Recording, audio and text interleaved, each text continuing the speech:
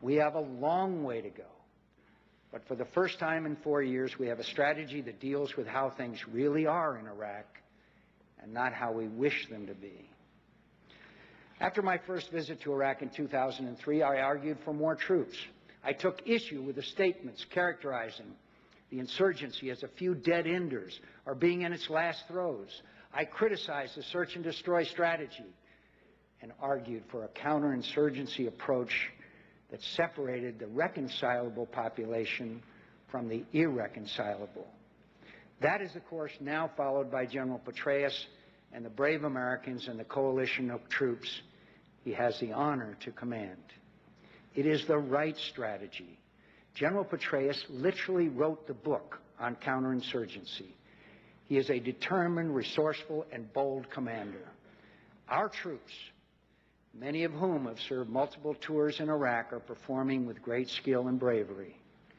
But the hour is late, and despite the developments I just described, we should have no illusion that success is certain. But having been a critic of the way this war was fought and a proponent of the very strategy now being followed, it is my obligation to encourage Americans to give it a chance to succeed. To do otherwise would be contrary to the interests of my country and dishonorable. Many in Washington have called for an end to our involvement in Iraq, yet they offer no opinion about the consequences of this course of action beyond a vague assurance that all will be well if the Iraqis are left to work out their differences themselves. It is obviously true that no military solution is capable of doing what the Iraqis won't do politically. But, my friends, no political solution has a chance to succeed when al-Qaeda is free to foment civil war and Iraqis remain dependent on sectarian militias to protect their children from being murdered.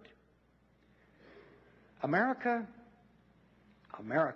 has a vital interest in preventing the emergence of Iraq as a Wild West for terrorists, similar to Afghanistan before 9/11.